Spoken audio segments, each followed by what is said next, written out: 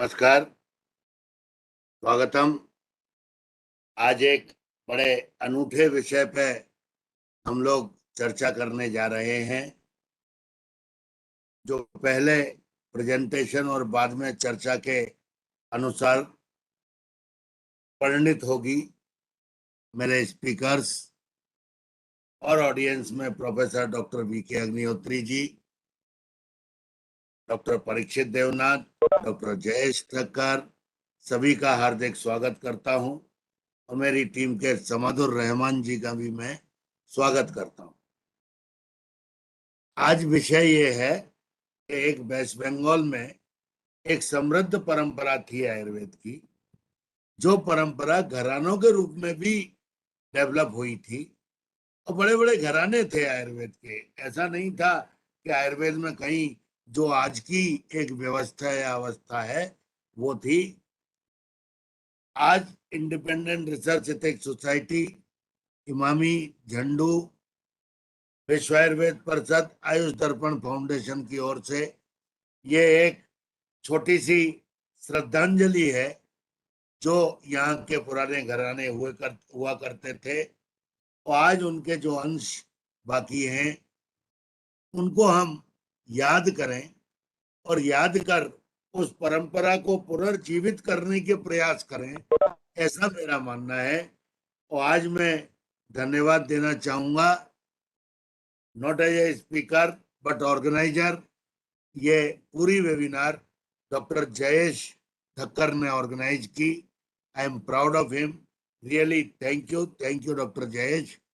हम लोग आपके साथ हैं। मैं चाहता हूं कि पश्चिम बंगाल के जितने ज्यादा से ज्यादा लोग हों, जितने ज्यादा से ज्यादा आयुर्वेदिक डिग्निटरीज हों, ये सब हमारे अभियान से जुड़े।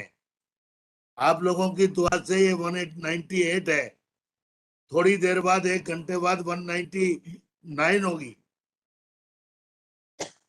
GCP series.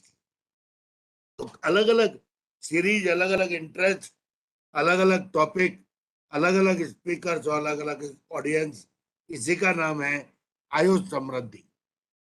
आगे का संचालन और शुरुआत की ओपनिंग बैट्समैनशिप के लिए मैं निमंत्रित करता हूं डॉक्टर जयेश ठक्कर को। Hariom doctor Jayesh, all the best. Namaste. Thank you, sir. Welcome, one and all. आज light louder. Okay. Welcome, one and all. So it's audible? Okay. Today is our 198 presentation.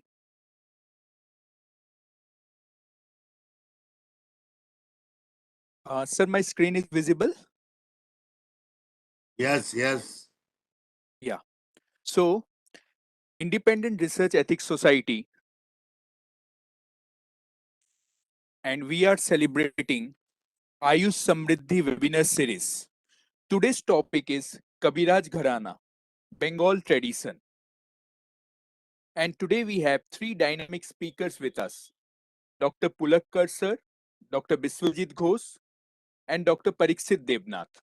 This webinar is by Independent Research Ethics Society in association with Jandu, Vishwa Ayurved Parishad, Ayush Darpan. Myself, Vaidya Dr. Jayesh Thakkar, will be sharing with you the first presentation, an introduction to Ayurved tradition in Bengal. Kabiraj Gharana. We all know and have heard about it.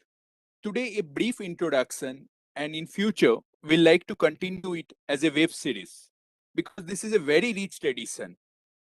Tomorrow is also Kaviraj Jyoti Prasad Gupta sir's birthday. So, in remembrance of him and all the Kaviraj we had and we are having, this slide is dedicated to them. Kaviraj Jyoti Prasad Gupta, 22nd August 1930. Tomorrow is his birthday. In memory of him, some pictures and some glimpses of his life I'm sharing. The first picture has his father's picture in it. It is his home clinic picture. And he was the fourth generation Kaviraj in his family. The next picture has Bhawanipur Ayurvedic Databya Aushadhalaya. Sir have dedicated in this Aushadhalaya a free service for the promotion of Ayurveda and which will be remembered. The next picture is with Dr. Deepika Gunwant. She have been one of the first student of Sir and she have been very famous and she is at present working in New Delhi, Noida, and she have been earlier with Dabar also, and an international book publication also she has. Sir have always been happy to teach students, and I feel proud that one of the last student of his I have been. I have been associated with him in my BMS day, and as a passion for practice, I had visited him. Sir have also been awarded as one of the only Ayurveda doctor in the 20 doctors awarded in West Bengal. He have been very familiar with functions and associated with different organizations. This is one of the event where he have been with Ayurveda doctors, always inspiring others. In the next picture, we see a meeting of Bangladesh and all the northeast states, which happened in Kolkata, and then the health minister Gulab Nabi Azad was also present. He was one of the first Rashtriya Ayurved Vidyapit Guru and have been teaching many students. He have taught many students, few of the first in RAV course. Sir, in one of the last years, in the Durga Puja celebration, the theme was medicinal plants, Ayurvedic herbal garden.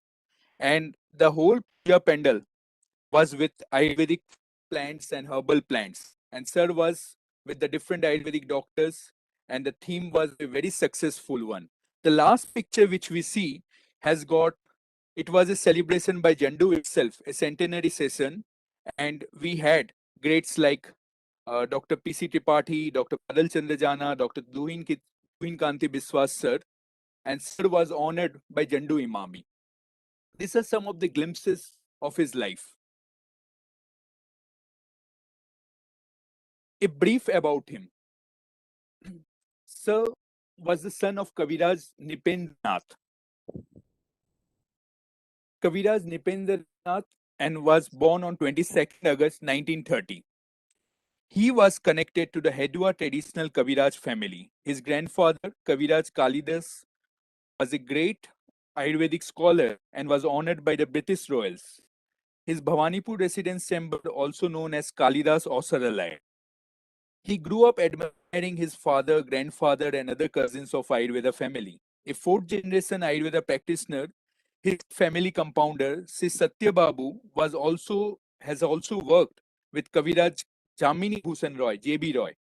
He was a student of the Astanga Institution, the then degree ASF and DMS he had. He had been assistant professor in Rasasastra department for a short period, and then he had a private practice in Bhawanipur Ayurvedic Databya Aushadhalaya and his chamber.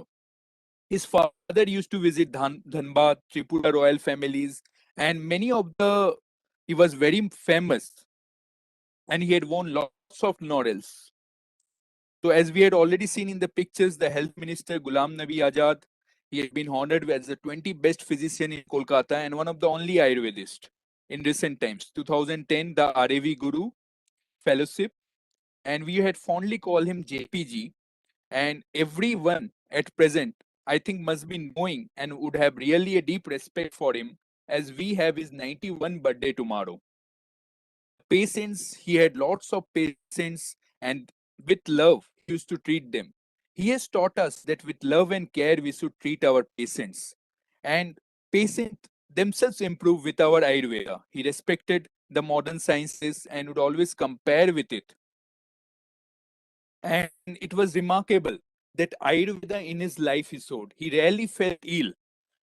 He had a very healthy lifestyle. And at the age of 86 even, he hardly had ever fallen ill. So that's what Ayurveda teaches us, that we have to show the true living in us, then only we can teach it to the patients and others. There were many of his fitness secrets, but a Kaviraj itself is a secret. He was fondly called as Khuka Babu, and we always remember him for what he have been. Coming to the Ayurveda tradition in Bengal, the Kaviraj Parampara. Firstly, the word Kaviraj. The word Kaviraj itself says Kaviraj means Pandit, ya Kavi. So a scholar, Sanskrit scholar, or a knower of the poems and everything. So what does actually it mean that a Kaviraj touches the heart? वो दिल को छू जाते थे, वो दिल को पढ़ लेते थे अपने पेशेंट को. The various schools of Ayurveda traditions were there. We had Charak school, Susut school, Salya school, Ashtanga Hridaya school in South India, Rasa school of practice, Sudha Rasa Vedya, Tantric school, Bhaisajya Ratnavali school, Chakradat school, Panchamahabhut school in Maharashtra, Visachikitsa school. Similarly, Bengal's tradition had many paramparas. And unfortunately, on account of the colonial rule, the British making Kolkata as its capital, and the influence of the British and the English society had also impacted it here. And though the history knows Bengal was called as Sonar Bangla, but we need to recall all the things and look up for a future revolution. From since the Gupta period in 4th century AD to the 19th century, the rich tradition of Bengal has equally contributed for great in the field of Ayurveda. Many scholars and commentators belong to this land, starting from Acharya Madhavkar to Acharya Chakrapani Dutt, Acharya Sudhir, Acharya Sukir, Acharya Vijay Rakshit, Acharya Srikant Datta, Acharya Jayadev, Acharya Sivdes Sen, Acharya Gangadhar Rai, Acharya Ganga Prasad Sen, Acharya Dwarkanath Sen, Acharya Gananath Sen, Acharya Vidubhushan, to Kaviraj Jamini Bhushan Roy, Acharya Jogindranath Sen, Acharya Harindra Chandra Chakravarti, Jyotish Chandra Saraswati, and etc. etc. Lots of greats of Ayurveda have been in this land. We owe many texts to the land of Bengal, from Madhav Nidan to Chakradat to Angasen to the famous tikas of Charaka Samhita, Vaisaj Ratnavali, and the golden history is before us. So this presentation have been taken from one of the experts who have been dealing with Bengal tradition, respected Asit Panja sir. From his presentation, he says, Madhavkar Arambam, Chakrapani Madhyam, Yogendranath Vande Bhanga Paramparam. So from Madhavkar, Chakrapani to Yogendranath, and the Bhanga Parampara continues. There were few of the important schools. One of them to start with was Sastriya Parampara. In this school, the extent was mainly of Charak and Susut Samhita. Vedya Iswar Gupta, and they used to only practice the Kasai yogs and formulations from Charak and Susrut. We have materials available, few diaries, and some of the books published in the year 1907. We had Chakradatta Parampara, the second important parampara. And in this, it was Madhavkar, the Chakradatta effect. We had Vedya Ananta Sen, Acharya Sivdas tradition in this, and the Kaviraj of Bagh Bajar and the Sain Parampara of Bengal actually followed this traditions. And some of the texts available are of it. The third parampara which was famous was Suddha Rasa Vedya. This tradition used to use only Rasa Vedyas, only Rasa Ausadhis by the Vedyas. And we have Ganga Prasad Sen, we had Gyannath Kaviraj, and other Kaviraj practicing. So materials available are few of the short, easy books and manuscripts only. The fourth parampara was Tantric Parampara. They had diagnosis on special features using Laksana and the Samudik Laksana. They had an influence of Vedic influence and Jyotish influence, and the treatment modality was Devya Vyapasraya Chikitsa with Lepan and Ausadhi Dharana. Srimat Ramdas Babaji, Sri Krishna Chaitanya Thakur, and they have used medicine of 33 Tantra texts and more than 40 published books we have at present. The fifth parampara was Bhaisajya Ratnavali Parampara, and it was to Madhav Nidan and Chakradat and Bhav Prakash the thought process was maintained.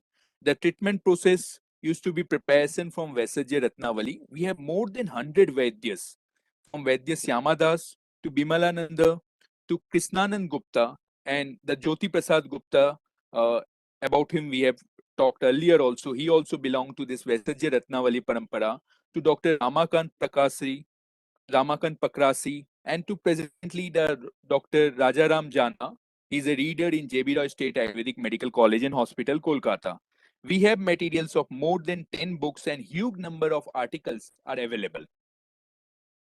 The next parampara we had Vedyagini parampara. So it was a traditional knowledge and Laksan Ausadhi was used, the herbs and home remedies particularly, and it was widespread in Bengal up to 1960 and thereafter it became rare. And we have few of the articles only published from 1900 to 1925 in Vedyagini parampara. Another parampara which we find is Pachan or Musti Yog parampara. And it was to the Madhav Nidan was the silent features. And we had Kasai dosage and everything on it. One of the recent book also published on Musti Yog Parampara, which we'll discuss in later slides. We have 40 big or small books available, and the articles were published from 1900 to 1940. So these 7 paramparas which we owe to Bengal tradition. The greats of Bengals, if we start naming from 15th century, we had Sivdas Sen, who wrote Tattva Chandrika on Charak Samhita, Siva Dipika on Dravya Guna. He has also written Tantra Padipika on Astanga Hriday and Yog Ratnakar. In 11th century, we had Chakrapani Dutt, the Ayurved Dipika on Charak Samhita, Bhanumati commentary on Susut Samhita, and the Chikitsa Sar Sangra are his famous works. He belonged to the Birbhum district of Bengal and was the in charge of royal kitchen. And we had a temple also, as per the record built. Yogendranath Sen was the son of Dwarka Nath Sen, who was the disciple of Kaviraj Gangadhar Roy. And he was born in 1871 in Calcutta. And he wrote popular commentary on Charak Samhita by name Charako Upaskara. Then we had Kaviraj. These are in the schedule orders, which I am just giving a glimpse of because this is a very big tradition. And I'm sure Dr. Sarma and all, we would like to have more of the series in future. Kaviraj Jyotish Chandra Saraswati, and he was a commentator and contradictor of Kaviraj Gananath Sen. And Dalhan perhaps belongs to the Bengal region also. And because tikas in Dalhan are use of Bengali words. Hemen Chandra Chakravarti has written a commentary on Susut Samhita. He was a disciple of Gangadhar Rai and he used to conduct surgery as per the procedure laid out in Susut Samhita. Vijay Raksit, the famous commentator of Madhav Nidan by the name of Madhukos, and Asmari Nidan commentary. And rest of the commentary we know his disciple Srikant Datta. Srikant Datta from Bengal has completed rest of it. Srikant Datta has also written Siddha Yog Sangra. 18th century Govindadas, he has composed the famous work of Bhaisajya Ratnavali. Kaviraj Ambika Dutt Sastri, the commentary on Bhaisajya Ratnavali, Vidyodhini. We had Kaviraj Gananath Sen, who was born to Kaviraj Viswanath Sen, and we have the Maha Upadhyay title given by the government of India in honor to him in the British time. Then the Kaviraj Yamini Bhushan Roy. Kaviraj Yamini Bhushan Roy in 1879, he was born to Kaviraj Panchan. Although he had his study in MBBS during those days, but from an Ayurvedic family and being knower a Pandit of Sanskrit, he had practiced Ayurveda. And the famous fourth oldest Ayurveda college of India, Astanga Ayurveda College, now known as Viroy State Ayurvedic Medical College, was actually laid by him only. And his Sanskrit books, Roga Vinissay, Salakya Tantra, Prasuti Tantra, and Visvignan are known to us. The Kaviraj Gangadhar Sen, he was born in 1799 in a village in Bengal, and he has learnt Ayurveda from Kaviraj Makan Sen, and he has practiced in Murshidabad, and he had been famous, and the famous commentary, Jalpa Kalpataru, we owe to him. So what we see, there are lots of greats, from Gangadhar Rai to Chakrapani Dutt, and different pathsalas were there.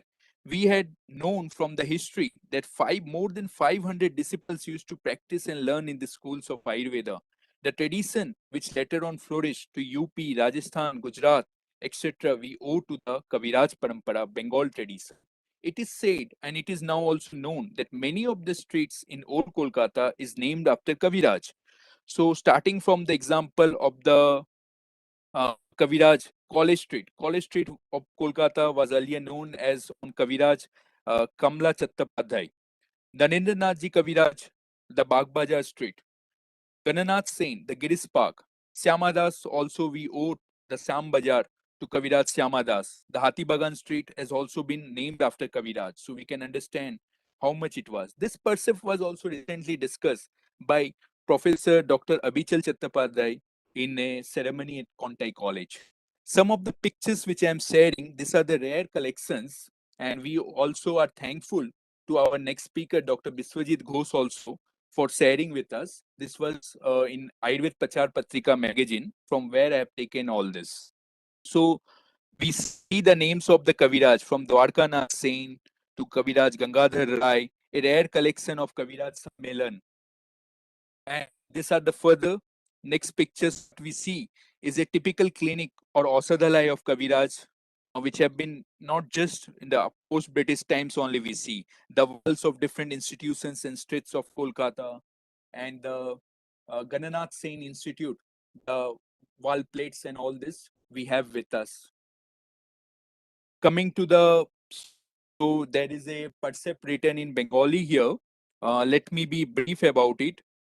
মানে উত্তরে কোচবিহারে, so Cooch Behar Rajbari from Murshidabad Jela, and so Hugli, Medusandan Gupta, Abhinash Chandra Gupta to Bardhaman, and all the different practitioners from Birbhum, from Bakura we had, from, so different list is there, from Mednipur, Raghunath Maiti, to all the gharanas are being discussed here. We had different books and magazine published. Some of the pictures of the books and magazines are given. To name few, Ayurved Sanjeevani, Chikitsa Darshan, Ayurved Sammelini, Ayurved Vikas, Ayurved Patrika, all this were published from the Bengals. To name a recent journals, Ayurved Sudhanidhi was published by Vaidya Pandit Narayan Sharma from Calcutta in the year 1901. The Nagarjuna magazine was started by Lakshminath Pandya in English language and published from Calcutta in 1947. It became one of the best monthly journal of Ayurveda. We had Sachitra Ayurveda by Sri Baidyanath Ayurved Bhavan, which later on started published from Patna and Nagpur. And it had been 1948 from Kolkata only, it has its origin. So in the next slide, we find, I'll be going in quick only because this is an introduction. We had few of the paper ads also, like Padma Madhu is here, the magazine pictures. We had a book written on 19th and 20th century Ayurveda progress in Bengal. And Ayurved Sangra is also one of the, by the Sen family, the Kaviraj Devendranath Sen and Upendranath Sen, and all this family, the Ayurved Sangra is also one of the presently used traditional Ayurvedic book here. So the above picture we can see Kaviraj Harendranath Chakrabarti's nameplates and his, at present still if we go, the ancestral house has it. At the end we see that there is a book Arogya Niketan. It was actually a Bengali novel, a drama written on a Ayurvedic senior scholar whose son went to study the modern medical science and he returned, and there was a discussion and all this is being, there was a film also made on it. In 1969 it won the National Film Award, and I'm sure Arogya Niketan, if you search in the Google and YouTube search engine, you can get an idea also how the transition phase was occurring.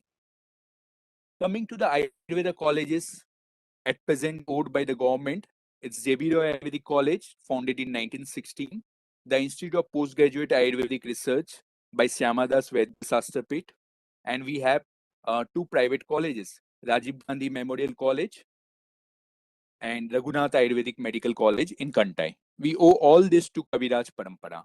In 2015, the JB Roy State Ayurvedic Hospital celebrated its 100 years. On the other side, we find a rare picture of dissection done in Ayurveda College in the year, having Dr. Narayan Prasad Gupta. So it is said that Madhusudan Gupta Kaviraj, the Ayurvedic doctor, was one of the first to perform dissection at Calcutta Medical College in 1836, almost 3000 years earlier. Reference to the Susrut. So if we find the present day medical college also, the dissection was performed by Ayurvedic doctors only. So these are the some of the statues and monuments from the Ayurveda College, JB State Hospitals, in recognition of the great stalwarts. Coming to recent times, few of the great Kaviraj which we have lost in the last few years of age mainly. Um, we had Pravakar Chattopadhyay mentioning of, I'm sure our next speaker, Dr. Biswajit Ghosh, will be discussing about it. We had the Ayurved Sastri. We have also Professor P.K. Debnath, and the Gananath Sen Institute was founded by him. And we are lucky to have his son with us today. He will be discussing on the Kaviraj family and his work on Ayurvedic genomics. We had Kaviraj Buddha Kumar Mishra ji. He though belonged to Bihar but had started a great institution, an Ayurvedic institution in near Kolkata only. The Raghuram Maiti, which we owe the Contai College to it. And we had Dr. Kaviraj Nani Gopal Sarkar, whom we owe for the Bailey, the Rajiv Gandhi Private Ayurvedic Medical College. So the Sarda Ayurvedic Ausadalai. So this is some of the glimpses of the recent Ayurveda history. Coming to the next, we can see in the picture. Can you see the picture? How interesting it is. Acharya Prafulla Chandra Roy, and with him is Netaji Subhash Chandra Bose and the poet Kaji Nazrul Islam. It's at Sadhna Ausadalai, Dhaka, now Bangladesh. So, Acharya Prafulla Chandra Rai, P.C. Roy, without his name, the modern chemistry cannot start with it. And it was actually a part of Rasasastra only. A recent book written by Professor Prasanta Kumar Sarkar, Pharmacology, and this is how we have in some way our tradition continued. The Musti Yog Chikitsa, which I was saying of, is written by the Asit Panja sir and few of his students and my senior, Dr. Amitabh Matpar and Dr. Bidan Mahajan. They have interestingly written about one of the tradition which we discussed in one of our first slides, the Musti Yog Parampara, the traditional Ayurvedic practice in Bengal, where a few medicines were used for treatment, and this is also being published, recently published, and we are really indeed grateful that we have scholars who are working on this. Dr. Pulak Kantikar is one of our next speaker also, and sir have also done a great work on Panchkarma, and this tradition is actually continued. So as I was saying, most of this I have taken from the Ayurved Prachar Patrika by Bangi Ayurved Abhiyan, which was published as a e-magazine in December 19 and had the collection of all this Kaviraj Parampara Bengal traditions. As we owe to the Bengal tradition, let us also not forget pay our deep respect to the scholars of other states of India, because India is as a whole only. And we used to know that different scholars from different states used to exchange knowledge, and this is how the Ayurveda knowledge used to grow. So it was the 19th century which was glorious, and this picture is taken from the magazine Chikitsa Pallav by Dr. Madan Gopal Vajpayee. As in Bengal, we had Kaviraj Gangadhar Rai, Kaviraj Dwarka Nath Sen, Kaviraj Vijay Ratna Sen, Yamini Bhushan Roy, Syamdas Kaviraj, Gananath Sen Kaviraj. In Bihar, we had Braj Bihari Chaturvedi and his students, which we had the Shiv Chandra Misra, the Harinandan Jaha, and the Chaturvedis, the Manmathanai Bandopadhyay, Sri Krishna Misra, and we had so many great scholars in the 19th century. Coming to Uttar Pradesh, during those times we had Satyanarayan Sastri ji, Pandit Rajeshwar Dutt Sastri, Damodar Sarma Gaur, Trembak Sastri ji, Acharya Jagannath Shukla ji, Dr. Priyavat Sarma, Dr. Jyotish Mitra. All this in the 19th century we had, and it followed by Sivram Dwivedi, Srikant Sarma Sastri Ved ji. From Delhi we had Upendranath Ved ji, Dhananand Pant, Vaidya Manohar Lal, Asutosh Majumdar, Kaviraj Hariranjan Majumdar. From Rajasthan, we had Sri Krishna Ram Bhatt, Ganga Sastri Gune, Acharya Yadavji Trikamji, Pandit Krishna Sastri Devghar, Vaidya Bhaskar Viswanath Gokhale. From Punjab, we had Pandit Ram Prasad Sarma, Surendra Mohan, Pandit Pandit Sastri Ji, Pandit Durgadat Sastri, Pandit Haridat Sastri. And from Gujarat, we had Vaidya Amritlal Pransarkar, Vaidya Bapalal, Jivaram Kalidas Sastri ji, Vasudev Mulsankar Divedi, Sundarlal Nath Joshi ji, Nagarlal Pathak, Lakshmi Sankar Ramkrishna Sastri ji, and their names are. We have such a rich tradition of Ayurveda, and with Bengal tradition, and followed by in the 19th century, all these traditions were linked. So we had a glorious past in the 19th century. Come, let's make it the 21st century as the best. So, in the last, just as an introduction, because this series will be continued, uh, this is an attempt to continuation. What I said have been a little knowledge only. I know there are many great Vedyas and Kaviras also at present who will come forward and rediscover the great Sonar Bangla. I'm thankful to all the BA members, Bangya Ayurveda Abhiyan members, in the editorial team, particularly Dr. Guha, Dr. Biswajit Ghosh, Dr. Orko Provajana, Dr. Sumita, and all others, to Kavira Jyoti Prasad sir's family and the history books and reference which I have used. Lastly, to say, we need to remember Jamini Bhushan Roy, the stalwart of the revival of Ayurveda in Bengal. He was born on 1st July, and on 11th August, few days back only, we had his death anniversary. One of his quotation, which strikes, if I cannot make a living practicing Ayurveda, then I shall make a living by selling Pachan. So he says that if I am not able to make a living by practice of Ayurveda, then I am ready to make a living by selling Dipan, Pachan, and all these laxatives and digestive medicines. And to honor the Sir, one who has sacrificed and dedicated his whole life for Ayurveda, he used to, in those times of the British, he used to take, say in thousands, he used to take the fees from the Britishers, and they were ready to pay him, and they used to get well with Ayurveda. To the poor, he always dedicated the whole of his money and property. He has dedicated to the Ayurveda living. So salute to the Bengal traditions. This as a short introduction, I would like to say. Thank you. Excellent, excellent, Doctor. Excellent, Dr. Jayesh. A great compilation and great presentation in very nice, informative manner. Now I would like to request you to be a nice, kind moderator and invite our speakers. I hope Dr. Biswajit Ghosh is joined. Dr. Pulakkar, we can call him second also if he is not here. Hello. Yes. Sir, Dr. Pulakkar sir will be online only. Through phone we have to connect him. And I think Dr. Biswajit Ghosh has already joined.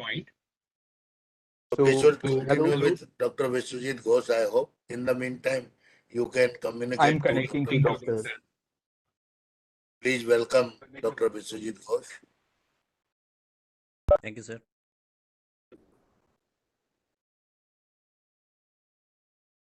Hello.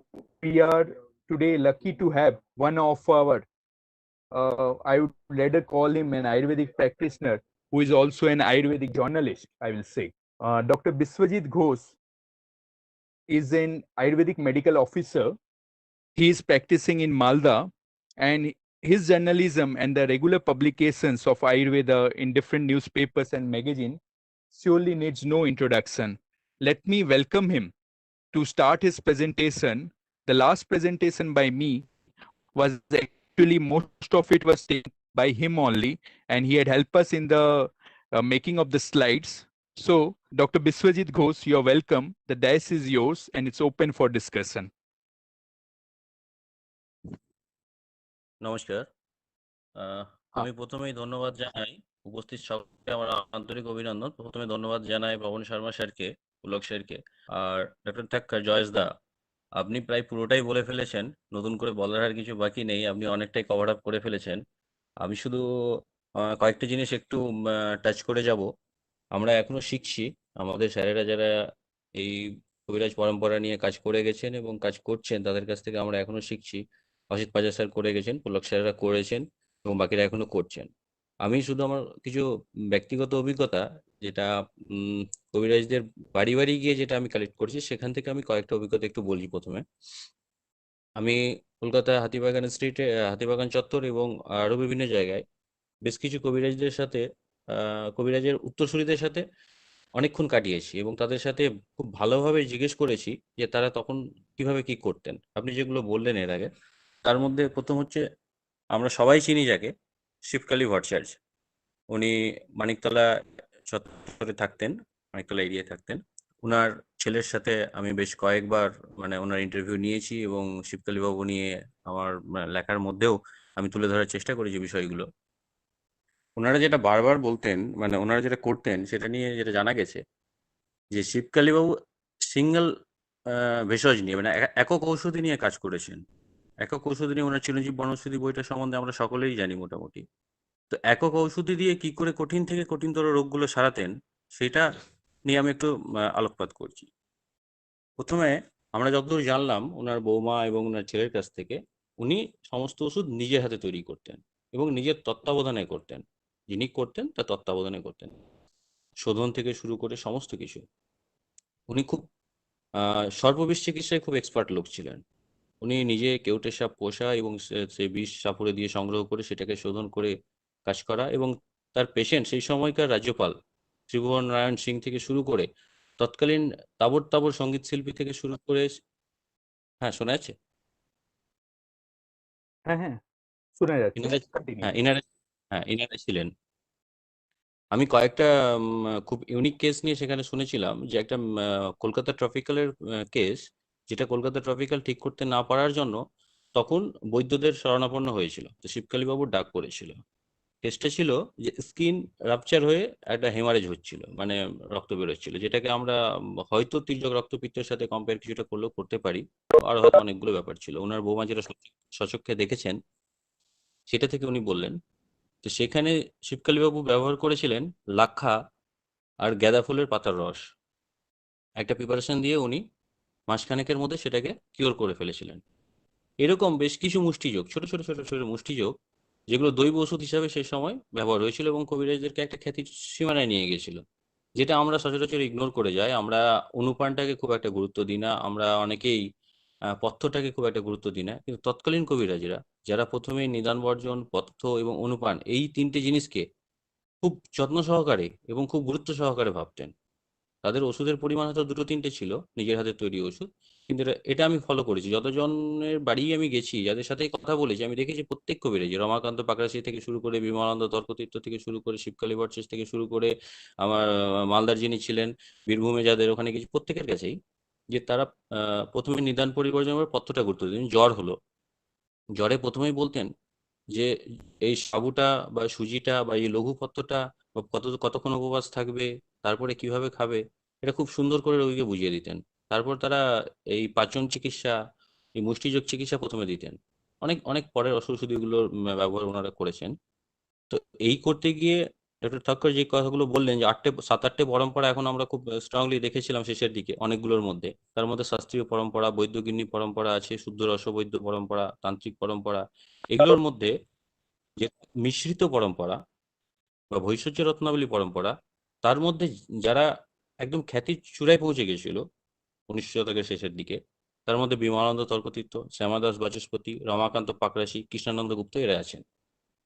এরা করতেন কি, ভৈষজ্য রত্নাবলীতে যে কথাগুলো বলা হয়েছে আর অন্যান্য সংহিতায় যেগুলো বলা আছে সেগুলোকে কম্বিনেশন করে তারা আমাদের যে বাংলা বই আয়ুর্বেদ সংগ্রহ বা কবিরাজি শিক্ষা বা অমৃতলাল গুপ্তের যে বই, এগুলোকে তারা ফলো করতেন।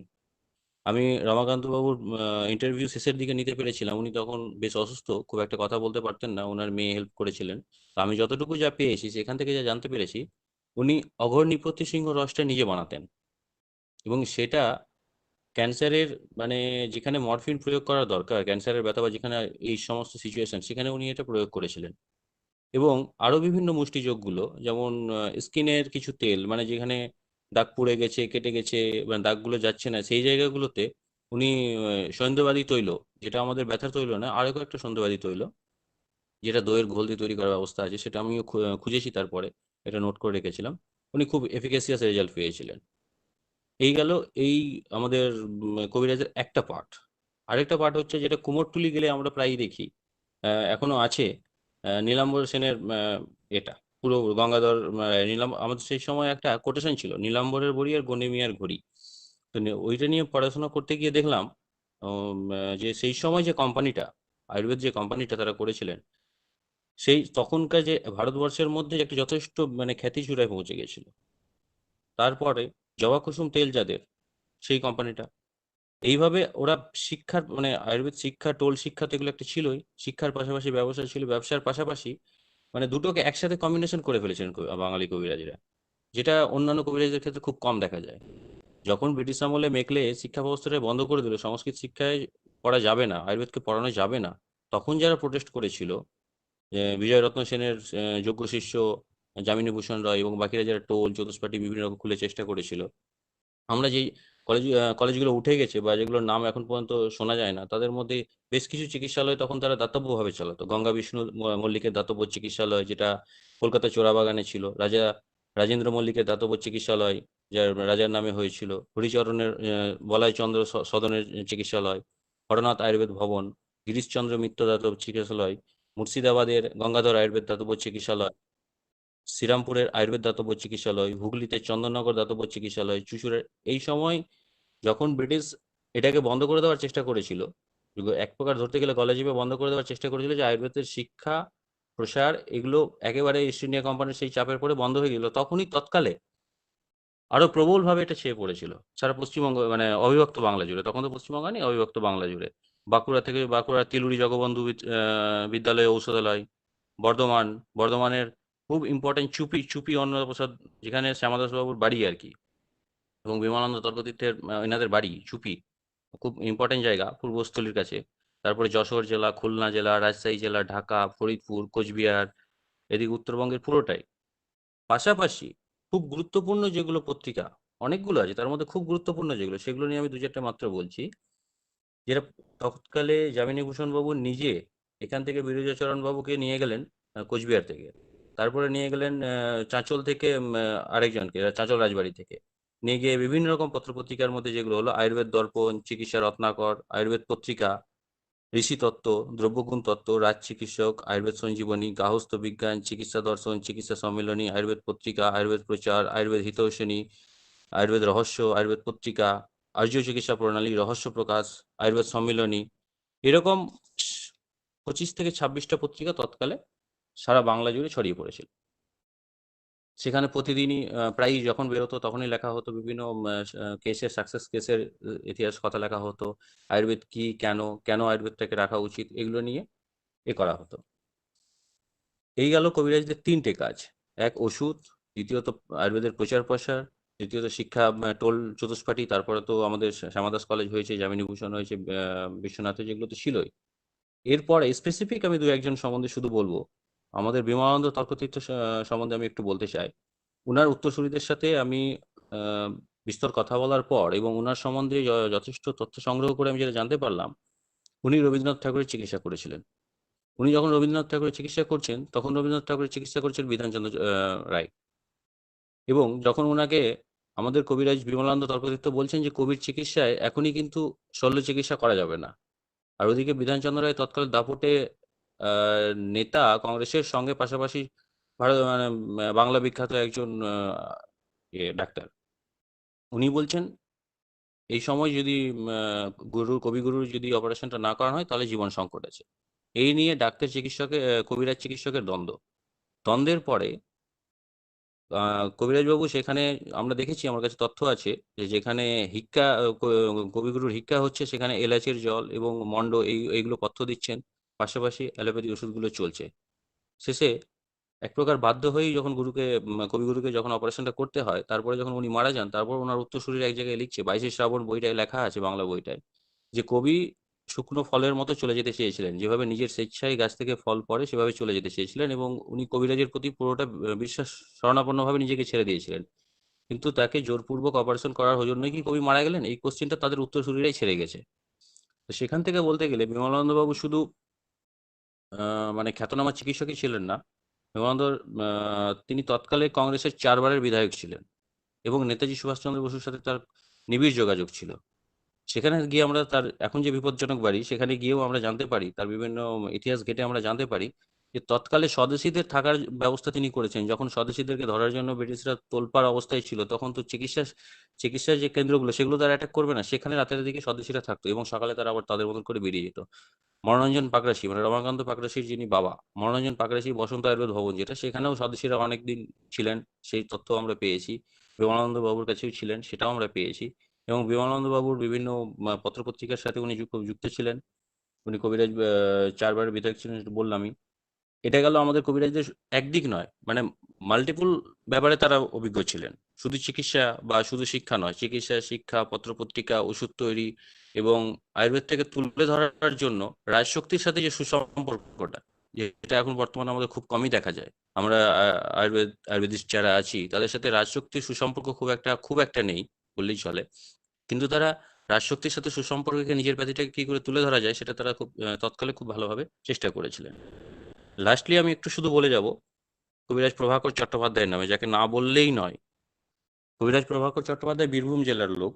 তিনি রামপুরহাটের নিকটবর্তী তার মামা বাড়িতে বাল্যকাল কাটিয়েছেন। রাখালচন্দ্র চট্টোপাধ্যায় বাবার নাম, মায়ের নাম ত্রিগুণা দেবী। আমাদের রসচিকিৎসা সম্বন্ধে যদি বলতে হয়, বাংলা রসচিকিৎসা, তাহলে প্রভাকর চট্টোপাধ্যায় ছাড়া সেটা অসম্পূর্ণ থেকে যায়। ওনার 13টা টোটাল বই আছে, 13 থেকে 14টা বই আছে। আর সমস্ত ছোট ছোট বইগুলো সবগুলো নিয়ে ধরলে 19টার মতো বই আছে। তার মধ্যে দৃষ্টফল চিকিৎসা এ যাবৎ এক অনন্য বই। তারপর রসচিকিৎসায় উনি বারবার বলে গেছেন যে যখন এই অ্যান্টিবায়োটিকের যুগে যদি আমাকে ফাইট করতে হয়, মানে এই অ্যান্টিবায়োটিকের যুগে যদি আমাকে অন্যান্য প্যাথির সাথে চলতে হয়, তাহলে রস ঔষধি না ব্যবহার করলে আয়ুর্বেদিস্টরা সেই জায়গায় পৌঁছাতে পারবে না। রসচিকিৎসার 12টা উনি কোয়ালিটি বলে গেছেন, যে জিনিস অল্প, খুব শুদ্ধভাবে তৈরি করা যায়, এক্সপায়ারি ডেট অনেক কম, অনেক দিন রাখা যায়, অল্পতে কাজ করে, অতএব শুদ্ধ রসবৈধ হওয়ার আমাদের দরকার আছে। এবং এইখানে প্রভাকর বাবুকে নিয়ে কাজ করতে গিয়ে আমি দেখেছি উনার মতের সাথে যামিনী বাবুর কিন্তু মত পার্থক্য ছিল। প্রভাকর বাবু ছিলেন চূড়ান্ত লেভেলে শুদ্ধপন্থী লোক, আর যামিনী ভূষণ ছিলেন মিশ্রপন্থী লোক। মানে উনি বলেছিলেন যে মডার্নের সাথে কোরিলেট করে যতটা যা করা যায়। আর প্রভাকর বাবু ছিলেন একেবারে অর্থোডক্স বলবো না, মানে চূড়ান্তভাবে শুদ্ধপন্থী। মানে নারী চিকিৎসা, ভারতীয় রসবিদ্যা, আয়ুর্বেদ ইতিহাস, এই বইগুলো তার লেখা, দৃষ্টফল চিকিৎসা, যক্ষা চিকিৎসা, এবং তার এক্সেলেন্ট বই ক্যান্সার চিকিৎসা, যেটা আজকাল গুগল করলে যত মানে ইম্পর্টেন্ট রিসার্চ আর্টিকেল পাওয়া গেছে ক্যান্সারের ওপর, তার রেফারেন্সে কিন্তু প্রভাকর চট্টোপাধ্যায় রয়েছেন। এটা আমি দেখেছি ইউনিভার্সিটি অফ মিচিগানের বিভিন্ন তারপরে ক্যালিফোর্নিয়ার বিভিন্ন রিসার্চ আর্টিকেলে প্রভাকর বাবুর আছে। এবং নাগার্জুন পত্রিকায় প্রভাকর বাবু কন্টিনিউ লিখেছেন। উনি ঝাঁসির থেকে করেছিলেন আয়ুর্বেদ বৃহস্পতি, বিভিন্ন ডিগ্রি ছিল, তৎকালে তিনি পিএইচডি করেছিলেন। তা বহুবাজার স্ট্রিটে তিনি বহুদিন চিকিৎসা ব্যবস্থা করেছেন। পরবর্তীকালে দক্ষিণ কলকাতার টালিগঞ্জে মুর এভিনিউতে চিকিৎসা ব্যবস্থা করতেন, সেখানেই তিনি দেহত্যাগ করেছেন। তারপর মুর্শিদাবাদ জেলার জঙ্গিপুরে তিনি কিছুদিন প্রফেসর পোস্টে ছিলেন এবং 72 বছর বয়সে তিনি চিত্তরঞ্জন হসপিটালে মারা যান। কিন্তু তার সারা জীবনের যে কন্ট্রিবিউশন, সেটা যদি ধরা যায় যে কবিরাজ হিসাবে ওনার কন্ট্রিবিউশন, মানে কবিরাজদের কি কি কন্ট্রিবিউশন আয়ুর্বেদের ওপর, তাহলে প্রভাকর চট্টোপাধ্যায় একটা পিলার, 4টে পিলারের মধ্যে। এটা ছাড়াও উনি বেশ কয়েক জায়গায় লিখে গেছেন, যখন আমাদেরকে ইউনিভার্সিটিটা অ্যাডপ্ট করেনি তখন উনি লিখে গেছেন যদি রাজশক্তি আয়ুর্বেদকে যথাযথ মর্যাদা দিতে না চায় বা না পারে বা ইচ্ছুক না হয়, তাহলে আমাদের উচিত অবিভক্ত বাংলায় আমরা হাজার হাজার যে কবিরাজ প্র্যাকটিস করছি, তারা 1 মাসের মাইনে জোগাড় করে আমরা নিজস্ব একটা আয়ুর্বেদ ইউনিভার্সিটি করব। এই সাহসটা উনি তৎকালে সবার মধ্যে জাগরণ করে গেছিলেন, যখন উনি বেঁচে থাকাকালীন ইউনিভার্সিটি না হওয়ার জন্য, যে আয়ুর্বেদকে ইউনিভার্সিটির আন্ডারে নেওয়া হচ্ছে না, তখন নিজেদের মতন করে চলছিল। উনি সেই সময় এই কথাটা বলে গেছেন, সেটা দৃষ্টফল চিকিৎসার ভূমিকায় লেখা আছে। দৃষ্টফল চিকিৎসা ওনার যে বইটা, তার ভূমিকায় খুব সুন্দর করে লেখা আছে। এবং উনি আরেক জায়গায় লিখছেন যে আয়ুর্বেদকে পুনরায় নতুন করে ফিরিয়ে আনতে গেলে আমাদেরকে স্বরাজ সাধনায় কাউকে নেতাজির আদর্শে যেমন চলতে হবে, বিবেকানন্দের আদর্শে যেমন চলতে হবে, মহাত্মা গান্ধীর আদর্শে যেমন চলতে হবে, ক্ষেত্র বিশেষে হিটলারের আদর্শেও আমাদেরকে কাউকে কাউকে চলতে হবে। মানে যখন যেমন, তখন সেই পরিস্থিতির উপর ডিপেন্ড করে আয়ুর্বেদের প্রচার প্রসার এবং প্রতিষ্ঠার ক্ষেত্রে আমাদেরকে এই রূপগুলো করে এগোতে হবে বলে উনি বলে গেছেন। এছাড়া বাকি আর যা ছিল আমাদের ডক্টর ঠাক্কর বলেই গেছেন, আমি এটুকুই বলবো। এর পাশাপাশি আরো অনেক কিছু কাজ করার আমাদের এখনো বাকি আছে, অনেক কিছু শেখার আছে। আমরা সবে অনেকটাই মানে অনেক অনেক কম শিখেছি, অনেক কম জেনেছি, এখনো জানছি। আমাদের স্যারেরা আছেন, বাকি আরো আছেন, আমরা আরো বেশ কিছু বইপত্র সংগ্রহ করেছি, আমরাও আরো পড়ে চলেছি, আরো জানবো, পরবর্তীতে এনরিচ হবো, আপনাদের সাথে শেয়ার করবো। আপনাদের কাছ থেকেও রিকোয়েস্ট, আপনাদের কাছে যদি কোনো তথ্য থাকে, এই সম্বন্ধে কোনো তথ্য থাকে, আমরাও শুনে নিজেকে সমৃদ্ধ করবো, এই আশা রাখি। ধন্যবাদ। Thank you. Dhanyavad, Dr. Biswajit Ghosh, for your excellent presentation. To brief, Dr. Ghosh had said in Bengali, because since we have national and international audience also, so I'll just brief out what he has said. As I earlier also said, Dr. Ghosh has been interested with Ayurveda journalism, and he has taken interview of many of the recent Kaviraj and the last Kavirajas we had. So they used to focus on Ausadi preparation. Three things they used to focus. One of the first was making Ausadi. They're simple and specific Ausadis. They used to focus on prachar and awareness, and they used to focus on improving the chikitsa. So we had around more than 25 to 26 different Ayurveda magazines published, which has actually published the success cases articles in that. He also referred of Rabindranath Tagore and Chikitsa by Kaviraj and Dr. B.C. Roy then. B.C. Roy suggested for surgery and the Kaviraj were recommending to treat with the medicines. So there was a difference of opinion between the two sciences, and how it was that there was a question left after whether Ayurveda would have helped. He has talked about one of the famous Kaviraj Pravakar Chatterjee, who also belonged to the J.V. Roy Kaviraj time, and he was specific on Rasa Ausadi in cancer treatment. His books are still referred for cancer treatment, and that was really a big work. And then he had taken the interview of Kaviraj Ramakant Parasi, and to add something, Kaviraj Ramakant was very famous to use Sarpa Vis on pain management. He used to use the snake poison and the sodhana of it and prepared medicine and use it for pain management. And similarly, we had different paramparas, like Manimant was used in Ajinna. We had Kaviraj Bimlanand also using it. And one of our speaker in the future session, Dr. Arka Pravajana, will also be speaking. And Dr. Ghosh was also mentioning of few specific preparations like Jaba Kusum Til, the hibiscus hair oil, which is also owned to the Bengal traditional family. If we see the Bengal chemical, the Borolene or the eye drops, which we also owe to the Bengal traditional family, and the British rule and its effect. And lastly, we need to salute all the Apurva Vaidyas. And as Dr. Ghosh was saying, that we need to revive, we need to know from each other. We know little, you know something. Let all the Bengal Kaviraj Parampara and let all who know about it come forward and discuss in our series. As Dr. Pawan Sharma has also initiated, this series should continue and should bring a revolution. So, Dr. Sharma, sir, we are thankful to Dr. Biswajit Ghosh and will surely like to have his advancement in future webinars. We have with us Excellent, no Dr. doubt, excellent. He has a good ocean of knowledge regarding Bengal. Excellent, Dr. Vishwajit. Great. Sir, Now, Dr. Pulakkar sir will be on phone online. Should we take him first or Dr. Parikshit Devnath sir? yes, definitely. We would like to welcome Dr. Parikshit. Please welcome Dr. Parikshit. So we are honored and happy to have Dr. Parikshit Devnath sir with us. Dr. Parikshit Devnath is from Ayurveda tradition family. He is the son of the Dr. P.K. Devnath. Dr. Parikshit sir, can you, okay sir, yeah. Sir, can you unmute and share your presentation if and discuss with us? Sir he is in Medpharma CRO and he's the director of Gananath Sen Institute. So welcome, sir. The desk is yours. Thank you, Jayji. First of all, I would like to thank the organizers for giving this opportunity to present this on this topic, that is the Ayurvedic Kaviraj Gharana in West Bengal. First of all, I would like to say that from a quotation, Dr. Sharma sir, can you please share the slides? That will be thankful for you from our side. Because I am having some problem with the slides presentation. So thank you, sir. So the second slide I'm going there. I will start from a quotation from Dr. Sir A.J.C. Bose. Basically, what he told is, present is formed admitting the past. Without the knowledge of ancient past, present and future remains incomprehensible. So we can say that until and unless we know our cultural heritage past, we cannot go ahead with the future. So next, come to the third slide. The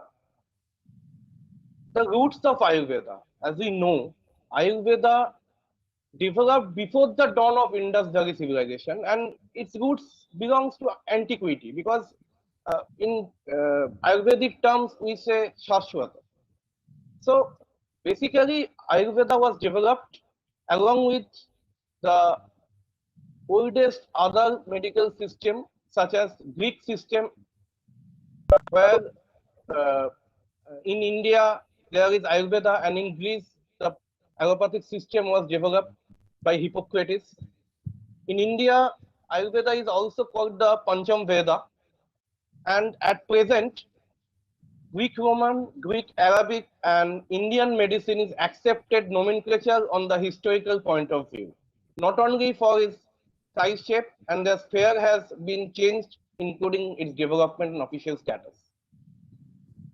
So sometimes traditional medicine is used as a misnomer in India. It's not a traditional medicine, it's our culture, it's deep into our roots. The next slide, please.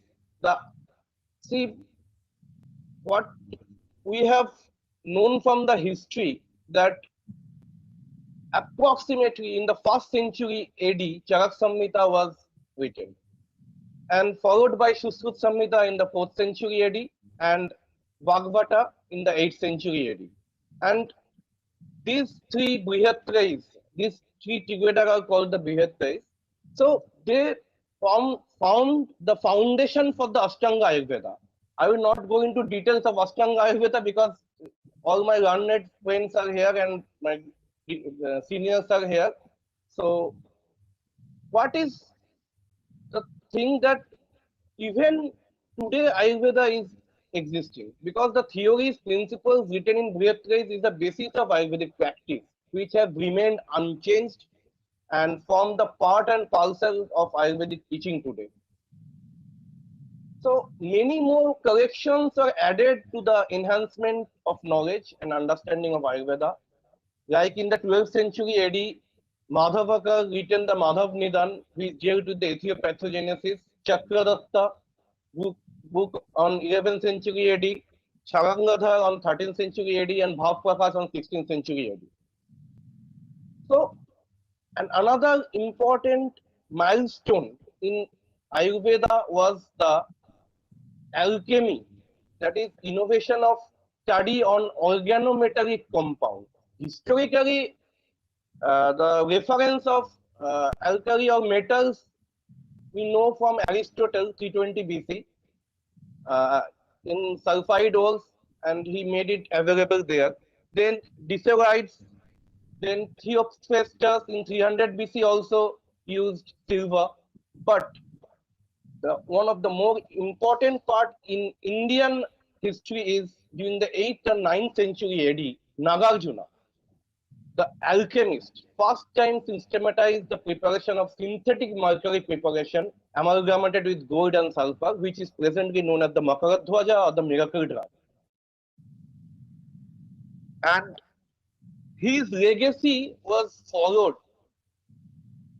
and in 1800s, Sir P.C. Roy, an inorganic chemist, a well-known Bengali who was born in 1861, and he wrote a book, The History of Hindu Chemistry. And he had done extensive research in Ayurvedic metallic preparations. Among them, Makaradhwaja was one of the most important herbs or drugs, as we can say. Now we come to the teaching or medical schools in Bengal, because before knowing how the Bengal school started in India, we cannot go ahead and search for the traditional Bengali schools. Next slide, please. So the first medical school in British India was formed by the native doctors. As we already know, it was started in 1822, and during the era of colonization, British colonization, the indigenous practitioners of Indian medicine achievement through employed by the British was employed in as early as the 1690s. The East India Company employed the Vaidyas and Hakims as native company doctors. In Calcutta in 1822, teaching was started, as already my previous speaker, Dr. Jayesh, has emphasized in medical college how it was started and everything, and you get to know the first teachers of Ayurveda in those medical colleges were the Vaidyas. So the first revival movement started with the establishment of the first Ayurvedic college. That is a systematic teaching. Next slide. That is systematic teaching. That is Ayurveda college first started in 1886 in Lahore. And later on, in a health ministers conference before the pre-British era, provisions were made to absorb the Unani and Ayurvedic physicians in state health organizations. Before independence, Government of India appointed different committees to evaluate the status of the practitioners of Indian medicine and its education. A decision to Health Minister Conference in 1946 was made to absorb Ayurveda in unification state health organizations also done. Even in 1921, Indian National Congress placed its resolution to the then government of India, which was under British regime, to patronage and recognize Ayurvedic medicine having Indian origin. And also in 1910, associations of Ayurvedic practitioners, Nikhil Bhagat Ayurveda Mahamandal was established to standardize the education of Ayurveda. Now the post-independence era. Next slide, please. There were three committees were constituted. Among them, Udupa committee was the most prominent, and it was in 1958. They advised, accordance with the recommendations, the present setup of Indian system of medicine is evident. In 1970, through Parliamentary Act, Indian system of medicine, including Ayurveda, was recognized by extending official status at par with allopathy. So the oldest Ayurveda institution in India, as we all know, in 1916, the first queen system of Ayurveda started in Calcutta by Kaviraj Jamini Bhushan Rai and his associate Kaviraj Gananath Sen. And both of them were the learned students of the renowned physician Vijay Ratna Sen, Kaviraj Vijay Ratna Sen. And as we know, 1916, the J.B. Roy State Ayurvedic College was founded, and it is a form of very proud to feel that the first college of independent India or the present day India belongs to Bengal. So now, without going to the Bengal School of Ayurveda, the history of Ayurveda will be incomplete. And who better to forward the baton was Chakrapani Datta. He is the first who pioneered the efforts during 11th century AD to revive Ayurveda. And his greatest contributions, as we all know. And another thing which is important, he belonged from a village of Mayureshwar in Birbhum district. And I am also very proud to share with you that my ancestral lineage comes from the district of Birbhum also. There, he established toll system, where in it is like Guru Shishya Parampara, where the students go to the teacher's house, stay there, and learn Ayurveda along with Sanskrit. And even if you go there, remnants of his legacy are there to be found. So, the prominent persons who in the Bengal school who developed Ayurveda in India, the list is very long. The next slide, please. Starting with Chakrapani Datta, there was Banga Sen, Madhav Kar, Srikanta Datta, Vijay Rakshit, Nischal Kar, Arun Datta, Vijay Ratna Sen, Gangadhar Rai, Ganga Prasad Sen, Haran Chandra Chakrabarti, Madhusudan Gupta, Dwarikanath Sen, Jamini Bhushan Rai, Gananath Sen, Shamadas Vachaspati, Raghunath Maiti, Parasnath, Dharmadas, Sarada Charan Sen, Uma Charan Bhattacharya, Harinaran Majumdar, and the list is long, incountable. Next, I can share some pictures of some prominent Kaviraj who have then belong from the Bengal. I'm just going through the pictures. Please, next slide. There are 4 slides which belong with the pictures of the prominent Ayurvedic traditional Bengali practitioners.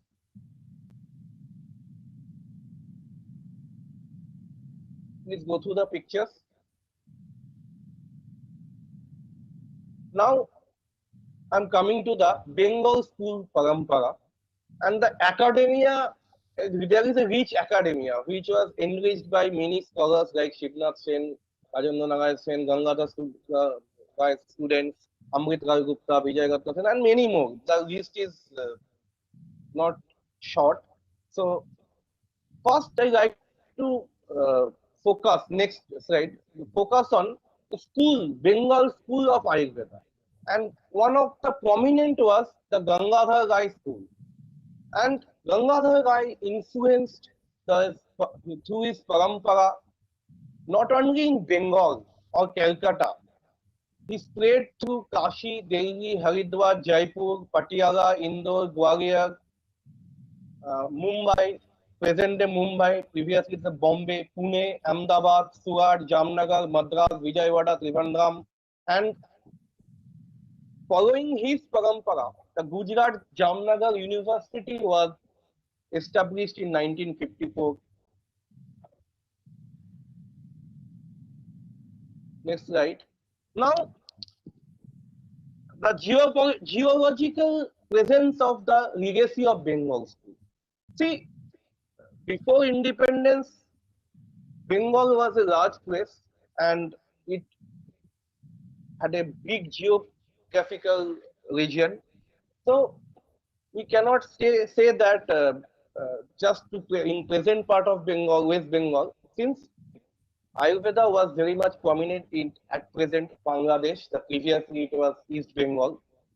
So places like Savar, Bikrampur, Dhaka, Faridpur, Pabna, Khulna, these are the prominent places, and you will be astonished to know till now there is a very old college surviving in Bangladesh, Ayurveda college surviving in Bangladesh, that is in Savar. It is in Dhaka, adjoining to Dhaka, and in West Bengal. Basically in Calcutta, places like Grey Street, Bhawanipur, Bidhan Street, Amar Street, and Kumotri, these are the birthplace of place where Ayurveda emerged in Calcutta, and prominent Ayurvedic physicians, scholars were present in those areas and practicing those places. In Birbhum, important landmarks are Mayureshwar, Parulia, Noapara. In Murshidabad, there is Khagra, Sagardighi. In Bardhaman, there is Srikhando, Chupi in Purvasthali, and in Midnapur, it's Kanti. So, I like to come to the Guru Shishya Parampara now. There are many paramparas, among them the Bengal Parampara, which was started by Kaviraj Gangadhar Roy, and his eminence legacy, and his legacy was followed by Dwarikanath Sen, Pareshnath Sen, Gyanendranath Sen, Haranchandra Chakraborty, Ganga Prasad Sen, and Vijay Ratna Sen. And also the parampara of Gangadhar Rai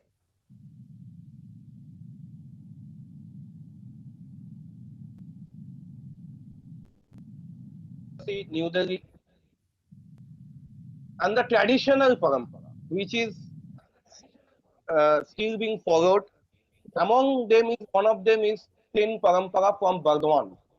As you can see, the list of eminent Kavirajas. Among them, from this Sen parampara, Gananath Sen belongs. Then there is Gupta parampara in Shupi, Bardhaman, and at present day, we are well known that Brahmananda Gupta is also present.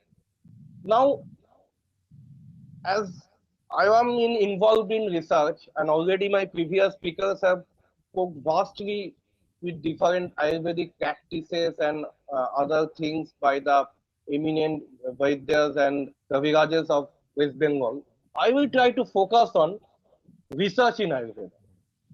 So, how we carry forward the legacy, that is, as we know, the research, observational research started from the times of Charaka only.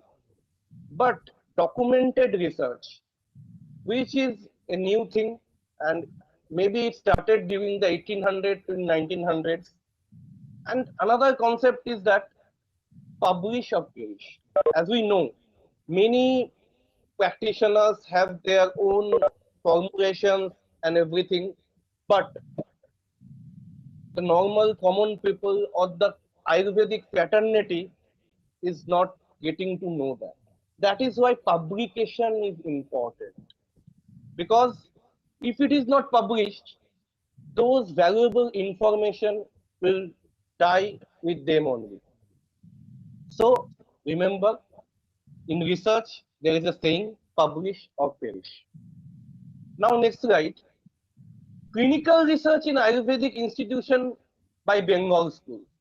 First, it was started in 1921 by revered Ayurvedic scientist Gananath Sen, who in JB State Ayurvedic College started injectables, aerosol and rectal plant preparation. In 1933, in Patipukur TB Hospital, research on tuberculosis was started. In 1947, synthetic drug for the treatment of tuberculosis, and along with that, add-on therapy of Ayurvedic drugs was started. In 1960s, pulmonary tuberculosis, conjunctivitis, and retinal disorders, research on them by Sarodindu Sanyal in JB Ayurvedic College. State Benam treatment for cancer was started by Rabindranath Bhattacharya in 1960s. Also, Malga Sindhu, Bhalgataka, and Vasaka and used for pulmonary tuberculosis, and it was done by Surjakanta Roy, Ravindra Mohan Goswami, and Krishna Bhushan Adhikari. Along with that, alcoholic preparation for urolithiasis, bronchial asthma, arthritis, and skin disorders were done by Sankar Prasad Gupta. Next slide. Now, there are some formulations from Bengal School of Traditional Practice. We have known some that different texts have different formulations, but I am focusing on few traditional practice formulations. Like in Kolkata, Kaviraj Ramakanta Pakrashi formulated two products, that is Shudravati and Mahabhavati, for pain disorder. And those are used for arthritis and even for cancer patients. And again, from the birthplace of Chakrapani Datta, the place on Noapara, there was Kaviraj Damodar Das.